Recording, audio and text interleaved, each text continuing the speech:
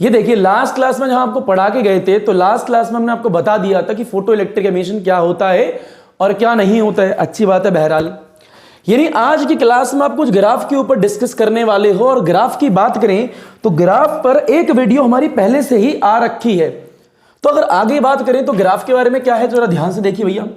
आज की क्लास में हम बात करने वाले हैं कि काइनेटिक एनर्जी यानी के मैक्स जो आइंस्टाइन फोटो इलेक्ट्रिक इक्वेशन से आई थी उसके बीच में, यानी के मैक्स एंड आपका फ्रीक्वेंसी के बीच में ग्राफ किस प्रकार से प्रकट होता है। बहरहाल अगर बात करें आइंस्टाइन फोटो इलेक्ट्रिक इक्वेशन की, तो हम जानते हैं आइंस्टाइन फोटो इलेक्ट्रिक इक्वेशन क्या कहती है। आइंस्टाइन फोटो इलेक्ट्रिक इक्वेशन बतलाती है कि के मैक्स जो है वो इजिकल टू में एनर्जी ऑफ फोटोन है माइनस में वर्क फंक्शन है। बेसिक बुनियादी बातें जो आपको आती हैं, यानी किसी मेटल की सरफेस पर जब ऊपर से लाइट आ रही है तो इलेक्ट्रॉन जो निकलेगा उस इलेक्ट्रॉन की इससे मैक्सिमम काइनेटिक एनर्जी ज्यादा हो नहीं सकती, ये बतलाती है इक्वेशन। यानी उस इलेक्ट्रॉन की जो निकल रहा है उसकी एनर्जी जो है इससे ज्यादा नहीं हो सकती। ये कहा था आइंस्टाइन जी ने 1905 में अपने इक्वेशंस में। अच्छी बात है, ये मान लीजिए। बहरहाल आगे बात करते हैं कि हमारा टॉपिक है के मैक्स और फ्रीक्वेंसी के बीच में ग्राफ कैसा बनता है। तो ग्राफ को बनाने से पहले कुछ ग्रंथ पढ़ने होंगे जो कि बहुत जरूरी होंगे। तो पहले ग्राफ देख लेते हैं। बहरहाल के मैक्स के बीच में और फ्रीक्वेंसी के बीच में जब हम ग्राफ ड्रॉ करते हैं तो ग्राफ कुछ इस प्रकार से आता है कि डॉटेड लाइन पीछे चली जाती है, ये एंगल थीटा बन जाता है, ये एंगल थीटा, और ये एन बनता है और ये एल बनता है। पर यहां पे बेहद सारे क्वेश्चन उठना स्टार्ट हो जाते हैं कि ग्राफ की जो लाइन आ रही है, ग्राफ की लाइन यहां से क्यों नहीं आई, ये ग्राफ की लाइन आगे से ही क्यों आई, ये बीच में स्ट्रेट लाइन क्यों है। इस स्ट्रेट लाइन को समझना वेरी इंपॉर्टेंट है कि ये स्ट्रेट ही क्यों है, ये लाइन यहां से क्यों आ रही है, यहां से क्यों नहीं आई। अच्छा जी, मान लेते हैं। अच्छा, इसे जरा ओपन करें काइनेटिक एनर्जी को, तो K max is equal to आएगा is equal to energy of photon जो है एच फ्रीक्वेंसी आएगी, और माइनस में इसे ओपन करें तो एच एफ नॉट आएगा। ठीक है जी, मान लिया। अगर यहां से थोड़ा इसे बहरहाल ओपन करते हुए देखें तो हम जानते हैं वी नो कि y is equal to M X plus C होता है, एम एक्स प्लस सी। और इस वाले इक्वेशन को इधर प्लस करते हुए इधर माइनस भी लिखा जा सकता है। तो यानी y की जगह एम एक्स है, अच्छी बात है तो है। बेटा इस h को ध्यान से देखो तो ये h तो m है, कांस्टेंट बाहर निकाल लो, फ्रीक्वेंसी इधर ले लो। फ्रीक्वेंसी ये है और c जो है इंटरसेप्ट है। पर इंपॉर्टेंट पॉइंट यहां पर ये है कि यह ग्राफ बन रहा है तो किस प्रकार बन रहा है वो ग्राफ देखना है कि ये लाइन जो आ रही है आपकी, ये लाइन जो है यहां से क्यों नहीं है, ये लाइन आगे से ही क्यों आई। यानी यहां पर पॉइंट आगे बढ़ाते जा रहे हैं, फ्रीक्वेंसी तो लगातार बढ़ रही है पर काइनेटिक एनर्जी नहीं बढ़ रही। पर एक पॉइंट पे हमने क्या देखा कि फ्रीक्वेंसी बढ़ाई पर एक पॉइंट ऐसा आया जिसके बाद काइनेटिक एनर्जी एकदम से बढ़ रही है। यानी उस पॉइंट के आगे हम और फ्रीक्वेंसी को बढ़ाते हैं, उस पॉइंट के आगे और फ्रीक्वेंसी को बढ़ाते हैं तो एनर्जी लगातार बढ़ती चली जाती है। मान लिया जी। तो इस ग्राफ को पढ़ने से पहले कुछ छोटे छोटे इंपॉर्टेंट पॉइंट से पहले उनको जानना पड़ेगा, इन्हें ग्रंथ बोलते हैं। आइए, तो इस ग्राफ में क्या क्या पढ़ना है कि ये स्ट्रेट लाइन क्यों है भैया, ये लाइन यहां से क्यों नहीं आ रही। तो इन पॉइंट को पढ़ने से पहले कुछ चीजें देखते हैं। आइए बेटा, इस ग्राफ की बारीकियों को समझना बेहद जरूरी है। ठीक है भैया, चलिए ऊपर देखिए।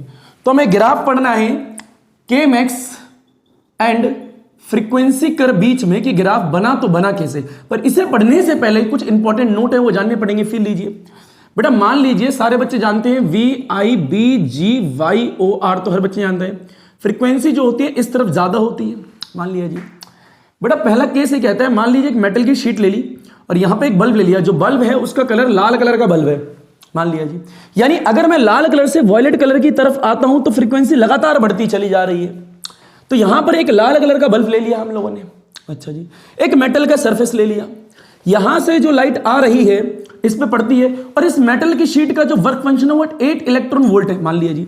यानी यहां पर एक मेटल की शीट ले रही, ऊपर से बल्ब लगा दिया, बल्ब से जो लाइट आ रही है वो इस पे पड़ती है, और इस मेटल की शीट का जो वर्क फंक्शन हमने लिया है वो कितना लिया है, 8 इलेक्ट्रॉन वोल्ट ले लिया।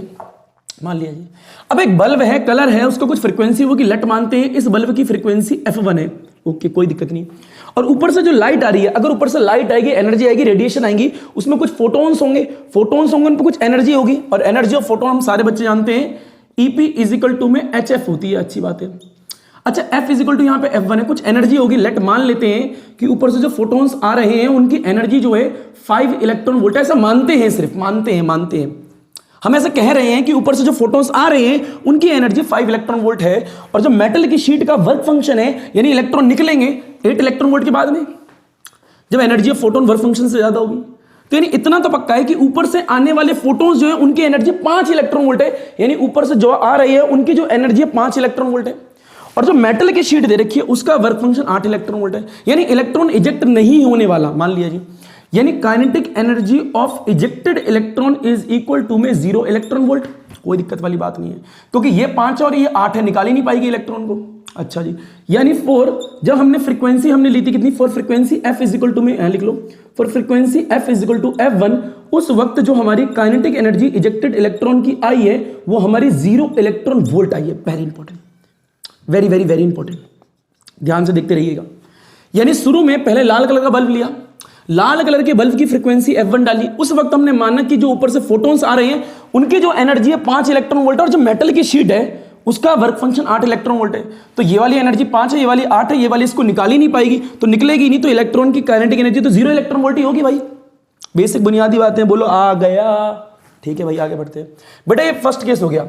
अगर सेकंड केस की बात करें, सेकंड ग्रंथ की बात करें, तो मान लीजिए हम इस तरफ से इस तरफ आ रहे हैं, तो लगातार जब हम रेड कलर के बल्ब से वॉयलेट कलर की तरफ आएंगे तो फ्रीक्वेंसी बढ़ेगी।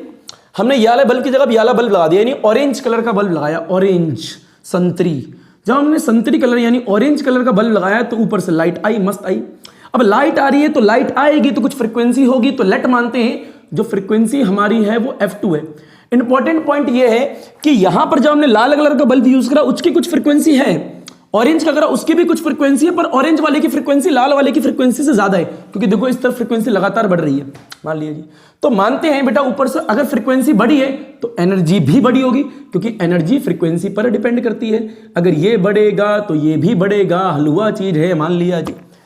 अब मान लीजिए ऊपर से लाइट आती है गुजी गुजी करके उस फ्रीक्वेंसी के साथ में, और एनर्जी ऑफ फोटोन मान लेते हैं, इतना तो पक्का है इससे ज्यादा होगी। फील लो इस चीज का, क्योंकि इधर आ रहे हैं तो फ्रीक्वेंसी बढ़ रही है। देखो ना, रेड के बाद में ऑरेंज यूज करा, फ्रीक्वेंसी बढ़ी तो एनर्जी भी बढ़ गई। तो ये 5 है तो इसे लेट मान लेते हैं, 6 इलेक्ट्रॉन वोल्ट हो गई है, मान लेते हैं सिर्फ ऐसे। और इस मेटल के टुकड़े का जो वर्क फंक्शन है वो कितना माना है हमने, 8 इलेक्ट्रॉन वोल्ट, यानी 8 इलेक्ट्रॉन वोल्ट माना हुआ है। अच्छी बात है। तो अब देखो ऊपर से जो लाइट आ रही है, ऊपर से जो लाइट आएगी, फोटॉन्स आएंगे, उनकी एनर्जी जो हमने मानी है 6 इलेक्ट्रॉन वोल्ट मानी है। समझ में आ रहा है भैया? कितनी मानी है? 6 मानी है। और जो ये है वर्क फंक्शन वो 8 इलेक्ट्रॉन वोल्ट है, यानी ये वाली एनर्जी भी इसको नहीं निकाल पाएगी, यानी kinetic energy of ejected electron इस वक्त भी 0 इलेक्ट्रॉन वोल्ट ही होगा। फील लो इस चीज का, मान लिया जी। अब फील लो, जब हमने फॉर फ्रीक्वेंसी की वैल्यू कितनी रखी थी, f2, तो उस वक्त भी kinetic energy of ejected electron आपकी 0 इलेक्ट्रॉन वोल्ट आई है। हलवा चीज, very very very important note. Second part हो गया।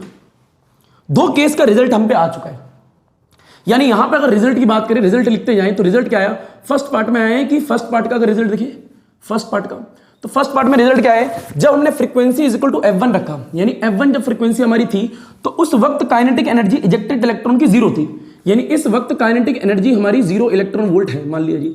और सेकंड पार्ट का रिजल्ट क्या है कि जब हमने फ्रीक्वेंसी को f2 रखा उस वक्त भी, यानी फ्रीक्वेंसी हमने बढ़ाई, फ्रीक्वेंसी बढ़ाई पर काइनेटिक एनर्जी 0 है, तो kinetic energy of ejected electron इस वक्त भी आपकी 0 है, 0 इलेक्ट्रॉन वोल्ट है।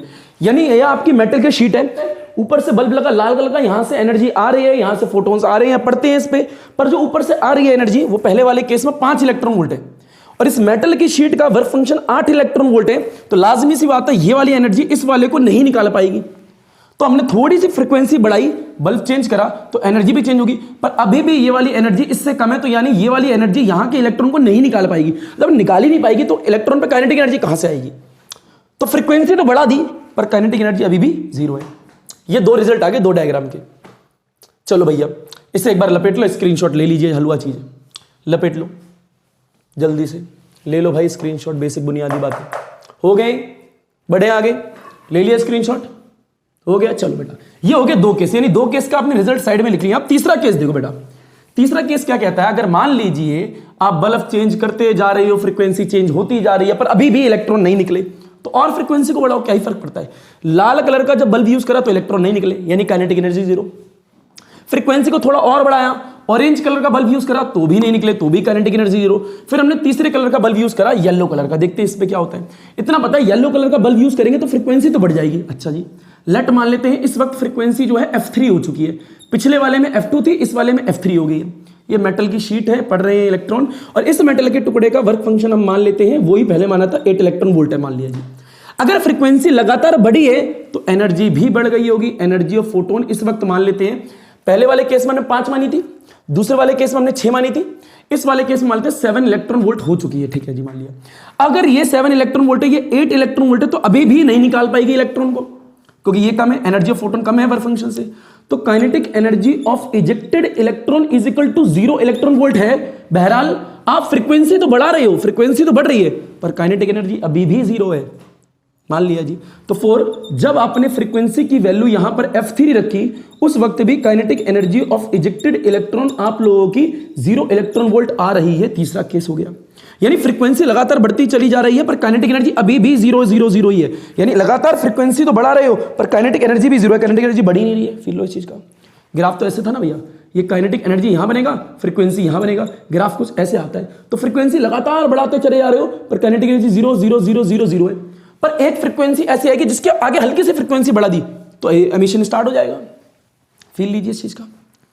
अगर मान लीजिए यहां पे फ्रीक्वेंसी बढ़ाया, येलो कलर के बल्ब का यूज करा, तो भी एमिशन देखने को नहीं मिल रहा, तो हमने क्या करा, चलिए आइए एक काम करते हैं, आप बल्ब चेंज करके ग्रीन कलर का बल्ब लगाए थे, ग्रीन कलर का जो बल्ब लगाएंगे उसकी जो फ्रीक्वेंसी होगी वो येलो कलर के फ्रीक्वेंसी से ज्यादा होगी। तो फ्रीक्वेंसी तो लगातार हम बढ़ाते चले जा रहे हैं, यानी फ्रीक्वेंसी लगातार बढ़ रही है। कभी तो ऐसी फ्रीक्वेंसी आएगी जिस फ्रीक्वेंसी पर हमारा एमिशन स्टार्ट हो जाएगा, उस फ्रीक्वेंसी को हम थ्रेशोल्ड फ्रीक्वेंसी बोलते हैं, मिनिमम फ्रीक्वेंसी को। फील लीजिए आगे क्या करने वाले हैं, बल्ब को चेंज करने, ग्रीन कलर का बल्ब लग दिया यहाँ पे। अब फील लीजिए यहां से लाइट आएगी, पड़ेगी, इस मेटल का वर्क फंक्शन जो है 8 इलेक्ट्रॉन वोल्ट माना हुआ है। अच्छा बताइए, येलो कलर का बल्ब ये रहा, इसकी फ्रीक्वेंसी F3 है, ग्रीन वाले का जो बल्ब होगा उसकी जो फ्रीक्वेंसी होगी पिछले वाले से ज्यादा होगी, F4 मान लेते हैं। अगर फ्रीक्वेंसी ज्यादा है तो एनर्जी भी पिछले वाले से ज्यादा होगी, 8 इलेक्ट्रॉन वोल्ट मान लेते हैं, मान रहे हैं, सिर्फ मान रहे हैं, पेपर पेन में लेके आना सर कैसे आ गया, 8 इलेक्ट्रॉन वोल्ट मान लिया।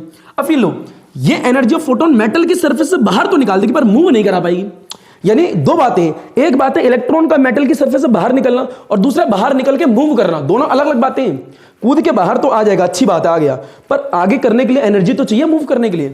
तो कूद के बाहर तो आ गया, मान लो सरफेस पे बैठा है, सरफेस से बाहर आने के लिए कितनी एनर्जी चाहिए, 8 इलेक्ट्रॉन वोल्ट दे दी, पर भैया आगे मूव करने के लिए एनर्जी तो चाहिए। तो काइनेटिक एनर्जी इस वक्त इजेक्टेड इलेक्ट्रॉन की 0 ही होगी, क्योंकि एक्स्ट्रा एनर्जी से बची नहीं।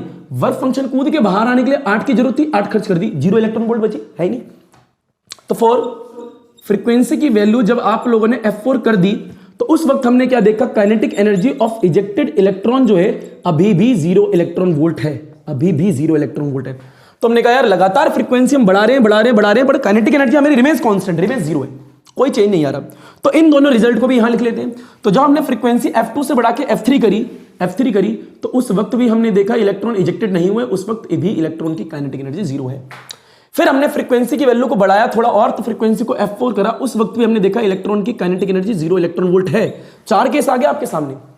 हमने कहा यार ग्रीन बल्ब को हटा के ब्लू कलर का बल्ब लगाते हैं, फिर देखते हैं क्या होता है। तो बेटा लेना चाहो तो इसका स्क्रीनशॉट ले लीजिए जल्दी से। 5वें तरीके का बल्ब लगाएंगे, फिर देखेंगे हमारा क्या हो रहा है और क्या नहीं हो रहा। ले लिया स्क्रीनशॉट, बढ़े आगे, चलिए भाई ऊपर देखिए। अब हम ब्लू कलर के बल्ब का यूज कर रहे हैं, लगातार फ्रीक्वेंसी बढ़ा रहे हैं, तो देखने जा रहे हैं क्या होने वाला है। आइए भाई, अब 5वां केस आपका ये है, 5th केस में आपने क्या कर दिया, ब्लू कलर का बल्ब का यूज कर दिया, ब्लू ले लिया।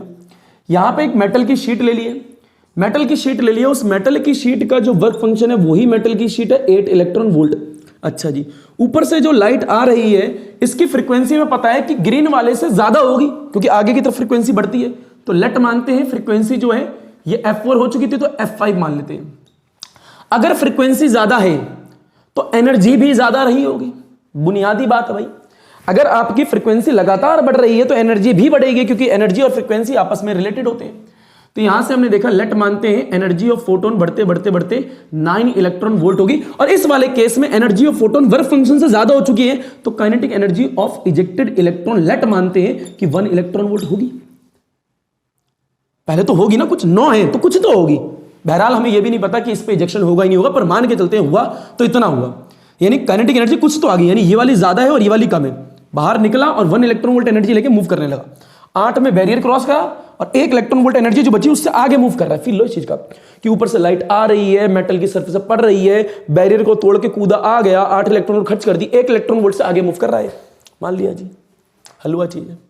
अच्छा 4, जब आपने फ्रीक्वेंसी की वैल्यू F5 तक पहुंचाई, उस वक्त आपका क्या हो गया, kinetic energy of ejected electron कुछ तो आया, कितना आया बताओ मेरे को, 1 इलेक्ट्रॉन वोल्ट आया, 1 इलेक्ट्रॉन वोल्ट आया। यानी जिस फ्रीक्वेंसी पर इजेक्शन स्टार्ट हो जाता है उस फ्रीक्वेंसी को, मिनिमम फ्रीक्वेंसी को थ्रेशोल्ड फ्रीक्वेंसी बोलते हैं, पढ़ाया हुआ है आपको। अब फील लीजिए, यानी F इक्वल टू F5 करते ही kinetic energy of the ejected electron 1 electron volt आ गई हमारी। यानी लगातार मैं फ्रीक्वेंसी को बढ़ा रहा था, एक पर्टिकुलर फ्रीक्वेंसी आएगी जिसके बाद इजेक्शन स्टार्ट हो जाएगा, उस पर्टिकुलर फ्रीक्वेंसी का नाम थ्रेशोल्ड फ्रीक्वेंसी होता है, पढ़ाया है आप लोगों को, हलवा चीज है, उम्मीद रखता हूं आ गया होगा बेसिक। तो यानी 5वां रिजल्ट अगर देखो तो 5वीं फ्रीक्वेंसी पर आपकी काइनेटिक एनर्जी 0 ना होते हुए 1 इलेक्ट्रॉन वोल्ट आई है, मान लिया जी। यानी फ्रीक्वेंसी बढ़ाते रहे, एक कैसा आया, फ्रीक्वेंसी में आपका एमिशन स्टार्ट हो गया। बहरहाल चलो बेटा 5 रिजल्ट आ गए, रिजल्ट का मतलब समझते हैं, मिटो दे से, चलो भैया मिटो देते। अब देखिए, अच्छा कोई इसमें से पूछे कौन सी फ्रीक्वेंसी ज्यादा है, आपको बताएं लगातार फ्रीक्वेंसी इस तरफ बढ़ रही थी तो सबसे ज्यादा ब्लू की ज्यादा होगी, रेड की सबसे कम होगी। तो हम इस तरफ आएंगे तो फ्रीक्वेंसी ऑफ F1 लिखेंगे, F2 लिखेंगे, F3 लिखेंगे एंड सो ऑन करते करते F5 तक पहुंच जाएंगे, F4 एंड F5। बताओ फ्रीक्वेंसी F5 की ज्यादा है। जब हमने फ्रीक्वेंसी F1 रखी तो हमने देखा लाल कलर का बल्ब का जब यूज करा था उस वक्त आपकी काइनेटिक एनर्जी 0 थी, यानी इलेक्ट्रॉन एमिट ही नहीं हुआ। हमने थोड़ी और फ्रीक्वेंसी बढ़ाई, कलर चेंज करके फ्रीक्वेंसी बढ़ती है, तो हमने कलर चेंज करा तो हमने देखा काइनेटिक एनर्जी इस वक्त भी 0 है। फिर हमने थोड़ी और फ्रीक्वेंसी बढ़ाई तो भी 0 थी। लगातार हम फ्रीक्वेंसी बढ़ा रहे हैं तो भी काइनेटिक एनर्जी नहीं बढ़ रही, पर एक पर्टिकुलर फ्रीक्वेंसी ऐसी आती है जिसके बाद एमिशन स्टार्ट हो जाता है, उस फ्रीक्वेंसी को थ्रेशोल्ड फ्रीक्वेंसी बोलते हैं। और इस वक्त मान लीजिए काइनेटिक एनर्जी 1 इलेक्ट्रॉन वोल्ट आ गई। देख लीजिए गुजी करके गुजा कर दिया। बेटा इस केस को आप ग्राफ पर ड्रॉ करने की कोशिश करिए, फिर लीजिए जरा समझे। ये काइनेटिक एनर्जी है, मान लीजिए यहाँ पे फ्रीक्वेंसी है, तो शुरू में फ्रीक्वेंसी 0, कोई भी बल्ब का इस्तेमाल नहीं करा, कुछ भी नहीं करा तो इलेक्ट्रॉन इजेक्टेड होगा ही नहीं। हमने थोड़ी सी फ्रीक्वेंसी बढ़ाई, फ्रीक्वेंसी बढ़ा के F1 कर दी, F1। तो जब हमने लाल कलर के बल्ब का यूज करा, F1 फ्रीक्वेंसी लगाई, तो उस वक्त भी हमारी काइनेटिक एनर्जी कितनी है, 0 है, यानी काइनेटिक एनर्जी नहीं बढ़ी। फिर लीजिए, अगर मान लीजिए यहां पर लिखा है काइनेटिक एनर्जी और यहां पर लिखा है फ्रीक्वेंसी ऐसे, और कोई पूछे इस वाले पॉइंट पे काइनेटिक एनर्जी कितनी, आप बोलोगे 0, इस वाले पे कितनी 0, इस वाले पे कितनी, काइनेटिक एनर्जी 0। हर पॉइंट पे A B C D kinetic energy 0 ही है हर पॉइंट पे। फील लो इस चीज का, मैं कह रहा हूं मैंने फ्रीक्वेंसी बढ़ाई, मैंने बढ़ा के F1 कर दी तो इस पॉइंट पे काइनेटिक एनर्जी 0 है। फिर मैंने थोड़ी और फ्रीक्वेंसी बढ़ाई, F2 करी तो भी काइनेटिक एनर्जी 0। फिर मैंने फ्रीक्वेंसी बढ़ा के 3 कर दी, F3 करी तो भी काइनेटिक एनर्जी 0। फिर मैंने थोड़ी और बढ़ाई, फिर मैंने F4 कर दी तो भी मेरी काइनेटिक एनर्जी 0 है। हमने बढ़ा के फिर कर दी F5। F5 जब करी तो कुछ तो काइनेटिक एनर्जी है, कितनी है, 1 electron volt, 1 electron volt, 1 electron volt. कुछ तो है, कुछ तो है, क्योंकि एनर्जी और फ्रीक्वेंसी में डायरेक्ट रिलेशन है, तो लाइन ऐसी चलने वाली है, ऐसी चलने वाली। फील लो ऊपर देखिए बेटा, इस वक्त काइनेटिक एनर्जी कितनी है, 0 है। इस वक्त काइनेटिक एनर्जी कितनी है, 0 है। इस वक्त भी काइनेटिक एनर्जी कितनी है, 0 है। और इस वक्त भी काइनेटिक एनर्जी कितनी है, तो 0, तो स्ट्रेट लाइन ही तो रहने वाली है, यहां से यहां तक, यहां से यहां तक। फिर लो आगे बढ़ाया, 5वें तक पहुंचे तो हमारी काइनेटिक एनर्जी कितनी आ गई, 1 इलेक्ट्रॉन वोल्ट आ चुकी है, 1 इलेक्ट्रॉन वोल्ट। यानी कुछ तो आई, कुछ तो आई। यानी यहां पर काइनेटिक एनर्जी 0, यहां पर काइनेटिक एनर्जी 0, हर जगह काइनेटिक एनर्जी 0, पर F5 पे आती 1 इलेक्ट्रॉन वोल्ट मान लो आ गई, तो ये आ गई, यानी एमिशन स्टार्ट हो चुका है। अब उससे आगे अगर ब्लू कलर के आगे जो बल्ब है, ये बल्ब लगाऊंगा तो इनमें तो 100% ही होगा भाई। यहां से एमिशन स्टार्ट हो गया तो आगे बढ़ाऊंगा तो फ्रीक्वेंसी तो बढ़ेगी, तो एनर्जी भी बढ़ेगी। यानी इसके आगे अगर मैं फ्रीक्वेंसी बढ़ाऊं तो काइनेटिक एनर्जी और बढ़ेगी, थोड़ी और बढ़ाऊं तो और बढ़ेगी, थोड़ी और बढ़ाए तो थोड़ी और बढ़ेगी, और बढ़ाए तो और बढ़ेगी, बढ़ती चली जाएगी। ये स्ट्रेट लाइन का मतलब वेरी वेरी वेरी इंपॉर्टेंट समझ में आनी चाहिए, और यही तो होती है। यानी मिनिमम फ्रीक्वेंसी जिसके बाद हल्का सा आगे बढ़ाओ तो आपके एमिशन स्टार्ट हो जाए, तो वही तो F0 होती है, थ्रेशोल्ड फ्रीक्वेंसी। ये तो पढ़ाया हुआ है आप लोगों को, हाँ ना भाई। तो बेसिक बुनियादी वेरी वेरी वेरी इंपॉर्टेंट ये चीज है। अगर आपको Kmax और F का ग्राफ समझना है तो आपको ये स्ट्रेट लाइन का मतलब आना चाहिए, यही सबसे ज्यादा जरूरी है। कि यहां पर फ्रीक्वेंसी जब F1 रखी तो भी काइनेटिक एनर्जी 0, थोड़ी और फ्रीक्वेंसी बढ़ाई तो भी काइनेटिक एनर्जी 0, थोड़ी और बढ़ाई तो भी काइनेटिक एनर्जी 0, थोड़ी और फ्रीक्वेंसी बढ़ाई तो भी 0, पर एक पर्टिकुलर फ्रीक्वेंसी के बाद एमिशन देखना स्टार्ट हो गया, फोटो इलेक्ट्रिक इफेक्ट, यानी फोटो इलेक्ट्रिक एमिशन आपको स्टार्ट मिल गया। कभी भी इस ग्राफ की बात है तो आपके दिमाग में आइंस्टाइन जी आ जाने चाहिए, क्योंकि फोटो इलेक्ट्रिक एमिशन के बारे में ही तो बता रहा है ग्राफ, बेसिक बात है। अच्छा इतना ही नहीं, आप Kmax एंड जब वेवलेंथ के बीच में ग्राफ बनाओगे तो उसमें भी स्ट्रेट लाइन आएगी। यहां पे शुरू में सीधी लाइन आएगी। ये सीधी लाइन का मतलब समझना बेहद जरूरी है अगर ग्राफ को समझना है तो। पहले इसका स्क्रीनशॉट ले लो, लपेट लो, घसीट लो, उठा लो, पटक लो, हलवा चीजें, एंड देन उसके बाद हम ड्रॉ करते हैं graph between this and this and this and this. लपेटो हलवा चीज, लपेटो लपेटो, देख लिया भैया। अच्छा अब देखिए, Kmax और F के बीच में ग्राफ समझना है तो एक ग्रंथ तो ये हो गया कि स्ट्रेट लाइन आगे आ रही है, यानी ये यहां से उठी क्यों, यहां से क्यों नहीं उठी, पहली बात मान लीजिए। बेटा दूसरी बात, दूसरा ग्रंथ ये है, अगर ग्राफ को समझना है तो ग्राफ से पहले जो दूसरा ग्रंथ समझना पड़ेगा उसकी बात कर लेते हैं बहरहाल। तो फील लीजिए, थोड़ा और फील लीजिए। ग्राफ तुम्हें पता ही है किसके बीच में ड्रॉ करना है।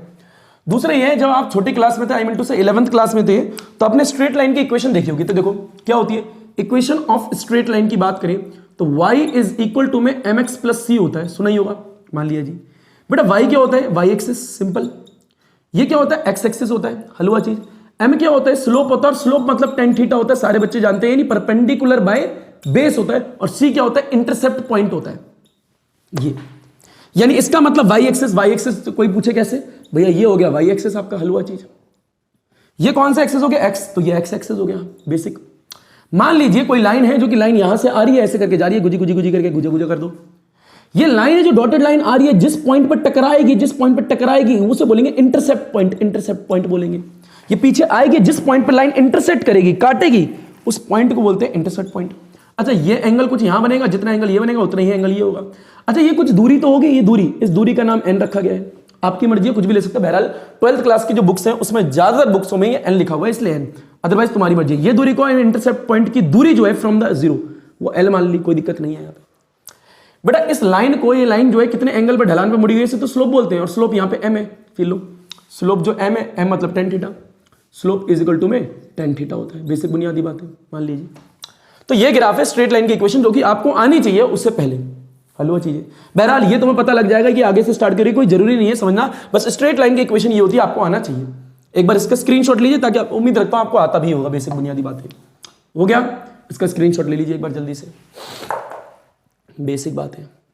आगे हो बच्चों, हलवा चीजें यार ये बड़े। चलो बेटा आप देखें, ग्राफ जो है हमें किसके बीच में ड्रॉ करना है, हमें ग्राफ ड्रॉ करना है maximum kinetic energy and frequency के बीच में ग्राफ ड्रॉ करना है, यानी केमैक्स एंड फ्रीक्वेंसी। अगर हमें केमैक्स और फ्रीक्वेंसी के बीच में ग्राफ ड्रॉ करना है तो पहले ये देखना पड़ेगा कि ये आएंगे कहां से। फिर लीजिए बेटा, वी नो, हम नो, तुम know, Einstein photo electric equation जो होती है क्या होती है, केमैक्स इज इक्वल टू में ईपी माइनस में डब्ल्यू नॉट। ये तो सारे बच्चे जानते ही हैं, मान लिया जी। बेटा ऊपर देखें, यहां पे केमैक्स का जिक्र कराया, केमैक्स तो हम पे है, फ्रीक्वेंसी का जिक्र कराया पर फ्रीक्वेंसी यहां पे है नहीं। तो ईपी को जरा ओपन करो, ईपी को ओपन करो, एच आएगा और एफ आएगा आपका माइनस में, डब्ल्यू नॉट है तो डब्ल्यू नॉट को डब्ल्यू नॉट रहने दो, कोई फर्क नहीं पड़ता। ये आएगा आपका के मैक्स, कोई दिक्कत यहां पे नहीं है। बहरहाल अगर इसे ओपन कर लो तो कितना आएगा, चलो कर ही लो, कोई फर्क नहीं पड़ता। एच एफ नॉट आएगा, मान लिया जी, के मैक्स आएगा। अच्छा, इस इक्वेशन को आप ऐसे भी लिख सकते हो, के मैक्स इज इक्वल टू में एच एफ आ गया, यहां पर प्लस डाल के plus minus minus, then you get the H F naught, हलवा चीज मिल गई आपको। फिर लीजिएगा इस चीज का। बेटा अगर अगर अगर ऊपर देखें, इसी इक्वेशन को यहां देखो तो के मैक्स आया इज इक्वल टू में क्या आया आपका, एच एफ आया है तो एच एफ लिख दिया, प्लस आया फिर यहां माइनस आया और ये क्या है, एच एफ नॉट, तो एच एफ नॉट लिख दिया। अभी हमने पढ़ा इक्वेशन ऑफ स्ट्रेट लाइन जो होती है y इज इक्वल टू में एम एक्स प्लस में c होती है। फिर लीजिएगा graph, very very very important होता है ग्राफ। ऊपर देखो भाई, बेटा m की जगह ये रहा, स्लोप की जगह h है, y एक्सिस की जगह काइनेटिक एनर्जी है, x एक्सिस की जगह फ्रीक्वेंसी है, और इंटरसेप्ट पॉइंट ये रहा। अब फिर लीजिए ग्राफ पे ड्रॉ कीजिए, हलवा चीज। ये आ गया y मैक्स, ये आ गया x, ये y हो गया, ये x हो गया। y की जगह आपका k मैक्स है तो यहां पे k मैक्स लिख दिया, इस वाले एक्सिस पे आ गया आपका k मैक्स। x एक्सिस की जगह आपकी फ्रीक्वेंसी है तो यहां लिख दिया आपकी फ्रीक्वेंसी, हलवा चीज लिख दिया, मैं मान लिया। बेटा फिर लीजिए, अब यहां पर आपको क्या है, अब लगातार फ्रीक्वेंसी बढ़ा रहे हो तो फ्रीक्वेंसी यहां थी पहले 0, कोई बल्ब नहीं लगाया, थोड़ी और फ्रीक्वेंसी बढ़ाई, कोई भी इलेक्ट्रॉन इजेक्ट नहीं हुआ, थोड़ा और बढ़ाया, कोई भी इजेक्ट नहीं हुआ, तो फ्रीक्वेंसी बढ़ाते चले जा रहे हो, इजेक्शन कोई भी नहीं हो नहीं रहा। एक पर्टिकुलर फ्रीक्वेंसी के बाद में आपने क्या देखा, इजेक्शन स्टार्ट हो गया, एक पर्टिकुलर फ्रीक्वेंसी के बाद में तो इजेक्शन हो रहा है, फोटो इलेक्ट्रिक इफेक्ट स्टार्ट हो चुका है। तो आगे इसके आगे फ्रीक्वेंसी बढ़ाते जाओगे, इजेक्शन स्टार्ट होता जाएगा, होता रहेगा, धीरे धीरे धीरे बढ़ता रहेगा। यानी शुरू में फ्रीक्वेंसी बढ़ा रहे हो पर कोई भी काइनेटिक एनर्जी नहीं मिल रही इलेक्ट्रॉन को, यानी इलेक्ट्रॉन की काइनेटिक एनर्जी शुरू में बिल्कुल जीरो है, वो वाला पॉइंट यहां काम आएगा ग्रंथ। तो अब इस लाइन को जरा हमने पीछे बढ़ाया, हमने देखा ये लाइन यहां काट रही है, जिस पॉइंट पे काटती है उस पॉइंट को बोलते हैं इंटरसेप्ट पॉइंट, बेसिक बात। ये एंगल थीटा है, ये एंगल भी थीटा है, ये पूरा यहां से यहां एन हो गया, ये आपका इतना लंबा क्या हो गया, एल डिस्टेंस होगी, ओरिजिन से इंटरसेप्ट पॉइंट तक की डिस्टेंस एल होगी। बहरहाल कुछ भी ले सकते हो, आपकी मर्जी है। अब फिर लीजिए बेटा, ये ऊपर की तरफ जो है ये के मैक्स हो गया। बताओ स्लोप जो है m जो है वो h दे रखा है, यानी m जो है वो आपको h दे रखा है, यानी स्लोप आपका tan थीटा मिल चुका है आपको, ठीक है बेसिक। और ये tan थीटा क्या होता है, परपेंडिकुलर बाय बेस। फिर लीजिएगा अच्छी का, इंटरसेप्ट पॉइंट यानी c होता है इंटरसेप्ट पॉइंट। ये इंटरसेप्ट कहां पे, यहां हो रहा है, तो जिस पॉइंट पे इंटरसेप्ट हो रहा है वो आपका कितना है, माइनस में एच एफ नॉट है, और इसको माइनस में डब्ल्यू नॉट भी तो लिख सकते हो, क्योंकि हम जानते हैं डब्ल्यू नॉट की वैल्यू एच एफ नॉट होती है, बेसिक बात है। माइनस यहां लगाए तो माइनस यहां पे आएगा, हल हुआ। अच्छा जी, मान लिया। इसको कभी कभार ऐसे भी लिखने आता, फिर लीजिए ये ट्रायंगल को यहां उठा लो, देखो ये ऐसे करके, ये ऐसे करके बताओ, ये थीटा, ये थीटा दे रखा है, मान लिया जी, ये एल दे रखा है, ये एन दे रखा है, मान लिया जी। थीटा के सामने जो होता है, थीटा के जस्ट सामने ये परपेंडिकुलर होता है, ये ऊपर वाला बेस होता है, मान लिया जी। अच्छा यहां पे देखिए स्लोप जो है वो एच है, स्लोप जो है वो एच है, देखो स्लोप जो है वो एच दे रखी है। तो यहां पे बताओ क्या आएगा, यहां पे अगर निकालो तो slope is equal to H, और स्लोप इज इक्वल टू होता क्या है, टेन थीटा होता है, यानी एच आ गया इज इक्वल टू में, मान लिया जी। इसे ऊपर लिख लो, शायद नीचे आए ना। तो tan theta is equal to में एच, और theta is equal to tan theta, perpendicular by base होता है, और ये तो एच चल ही रहा है, और परपेंडिकुलर की वैल्यू यहां पे कितनी है, यहां पे एल दे रखी है, तो वहां पर पी की वैल्यू एल डाल दीजिए, एल डाल दी, डिवाइड बाय बेस की वैल्यू वहां पे कितनी है, बेस की वैल्यू डालोगे तो बेस की वैल्यू एन है, तो एन डाल दी, और इज इक्वल टू में एच तो चली रहा है, याद रखिए एच। कभी कभार एग्जाम में ये लिखने के लिए आता है कि एच को एल और एन के टर्म्स में लिख के दिखाइए, तो लिखना पड़ता है, या फिर एल को और एन एच के टर्म में लिखेंगे तो लिखना पड़ता है, यानी आपको डिसाइड करना पड़ेगा कि लिखना कैसा है। Very very very important. अच्छा सबसे ज्यादा बहरहाल यहां पे इंपॉर्टेंट चीज ये है कि ये स्ट्रेट लाइन क्यों है, यानी यहां से क्यों नहीं उठी, यहां से क्यों उठी, क्योंकि हम शुरू में फ्रीक्वेंसी बढ़ा रहे हैं, तो हम देख रहे हैं कोई भी एमिशन नहीं हो रहा, पर एक पर्टिकुलर फ्रीक्वेंसी के बाद में एमिशन देखने को मिल जाता है, तो उस पर्टिकुलर फ्रीक्वेंसी का नाम हम थ्रेशोल्ड फ्रीक्वेंसी बोलते हैं, एफ नॉट बोल सकते हैं, यानी यहां पर एन की जो वैल्यू है वो एफ नॉट के इक्वल है, और ये जो दूरी है एल इंटरसेप्ट, ये एल जो है किसके इक्वल होगा, एल इसके इक्वल होगा, ये दिख रहा होगा आपको। तो ये बेसिक बुनियादी बातें हैं केमेक्स और एफ के ग्राफ के बीच में, और जो ग्राफ हैं आपके कि केमेक्स और वेवलेंथ के बीच में ग्राफ कैसे बनेंगे वो आपको हमने दूसरे वीडियो में समझा रखे। इंपॉर्टेंट आज की इस वीडियो का इंपॉर्टेंट पॉइंट ये है कि स्ट्रेट लाइन क्यों होती है, ये स्ट्रेट लाइन यहां से स्टार्ट क्यों नहीं होती, यहां से स्टार्ट क्यों होती है, सबसे ज्यादा इंपॉर्टेंट पॉइंट ये। बहरहाल तुमसे एग्जाम में तो पूछेगा नहीं कि स्ट्रेट लाइन यहां से क्यों नहीं है, यहां से गए, पर मेरा मानना ऐसा है आपको समझना बेहद जरूरी है ये चीजें। चलिए बेटा इसका भी स्क्रीनशॉट ले लीजिए, और इसके बाद में जो भी आपके नेक्स्ट ग्राफ है, यानी काइनेटिक एनर्जी और वेवलेंथ के बीच में ग्राफ, अगर वो देखना चाहो तो दिखा सकते हो, बहरहाल मैंने नेक्स्ट वीडियो में दिखा रखे हैं, पर जब भी देख लीजिए बेटा उधर से। चलिए आइए ऊपर देखिए बेटा, अगर हम यहां से केमेक्स और वेवलेंथ के बीच में ग्राफ देखें तो एनर्जी ऑफ फोटोन माइनस में वर्क फंक्शन होता है, इसको ओपन करो वेवलेंथ की टर्म्स तक, इसको ओपन करो, माइनस में एफ नॉट आएगा, एच सी बाय लेमडा आएगा, माइनस में एच, यहां पे इसकी वैल्यू डालो सी बाय लेमडा नॉट आएगी, इसको और करके क्या लिख सकते हो, फिर लीजिए बेटा ऊपर देखिए, के मैक्स आएगा इज इक्वल टू में एच आएगा, यहां पे सी दे रखा है, अच्छा एस सी तो कांस्टेंट है, 1 बाय लेमडा यहां लिख सकते हैं, माइनस को हटा के प्लस लिख दो, इधर minus S C by lambda naught लिख दो, बिल्कुल सेम स्ट्रेट लाइन तो आ गई आपको, शुरू में नहीं निकलेगा, निकलेगा नहीं निकलेगा, एक पर्टिकुलर फ्रीक्वेंसी का एमिशन स्टार्ट हो जाएगा, फोटो इलेक्ट्रिक इफेक्ट स्टार्ट हो जाएगा, इसे मिटा दें। चलिए ऊपर फिर लीजिए, चीज है ये बेटा, फिर लो ऊपर देखो, ऊपर देखो बेटा, अगर यहां पे हम देखें इस वाली इक्वेशन को, यहां लिखो के मैक्स इज इक्वल टू में एच सी आएगा और बाहर में 1 बाय लेमडा आएगा, लिख दिया, प्लस है तो प्लस लपेट दिया, माइनस में S C by lambda naught आएगा, ध्यान से देखना, we know y is equal to में एम एक्स प्लस में सी होता है, ऊपर देखिए y की जगह ये हो गया, slope is equal to this हो गया, x एक्सिस पे ये हो गया, और इसकी जगह ये हो गया। अब फिर लीजिए इसके, अब इसके बीच में यहां पे ग्राफ ड्रॉ कीजिए तो कैसे करोगे, देखो y एक्सिस पे केमेक्स हो गया तो केमेक्स लिख दिया, ये ग्राफ किसके बीच में है, केमेक्स वर्सेस 1 बाय वेवलेंथ के बीच में, यानी जो ग्राफ है केमेक्स वर्सेस 1 बाय वेवलेंथ के बीच में बन रहा है, यानी जो पूरा एक्सप्रेशन है ग्राफ का ये केमेक्स वर्सेस 1 बाय वेवलेंथ के लिए करा गया है, तो केमेक्स ले लिया यहां पे क्योंकि y एक्सिस पे ही है, m जो है स्लोप है पर x एक्सिस पे 1 बाय वेवलेंथ है, तो यहां पर हमने दिखा दिया 1 बाय वेवलेंथ दिखा दिया। अब फिर लीजिए, शुरू में यहां पे था, थोड़ा वेवलेंथ बढ़ाया, थोड़ा बढ़ा, अच्छा याद रखिएगा वेवलेंथ मैक्सिमम होनी चाहिए एमिशन के लिए, क्योंकि हम जानते हैं एनर्जी इज इक्वल टू में फिलो, energy is equal to H frequency होता है, इज इक्वल टू में frequency is equal to H C by lambda होता है, यानी ये मिनिमम होना चाहिए,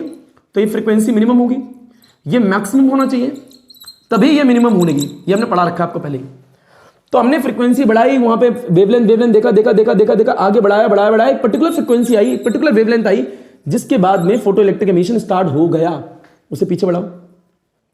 अब ये स्ट्रेट लाइन का मतलब हमने आपको समझा दिया, ठीक है, थोड़ा आगे से ही होगा, ठीक है, यहां पे डॉटेड गई, इंटरसेक्ट पॉइंट यहां पे आएगा, ये थीटा एंगल है तो ये एंगल भी थीटा होगा, ये एन आपका मान लिया, ये आपका एल मान लिया। फिर लीजिए अब इस चीज का, इस वाले ग्राफ में यानी केमेक्स वर्सेस 1 बाय लेमडा के बीच में जो ग्राफ है, इस वाले ग्राफ में स्लोप कितनी है, तो इस वाले ग्राफ में स्लोप यानी m इज इक्वल टू में एच सी है, और ऊपर फिर लो ये m जो है स्लोप होती है यानी एच सी होता है, और स्लोप मतलब क्या होता है tan theta is equal to H C आया।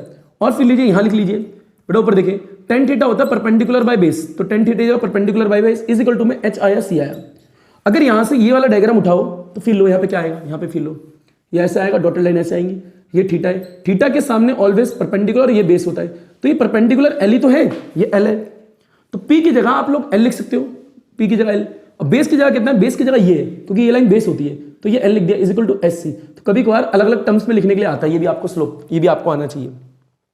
इंटरसेप्ट पॉइंट जहां पे लाइन टकरा रही है, डॉटेड लाइन क्यों ली है, क्योंकि काइनेटिक एनर्जी कभी भी आपकी नेगेटिव नहीं हो सकती।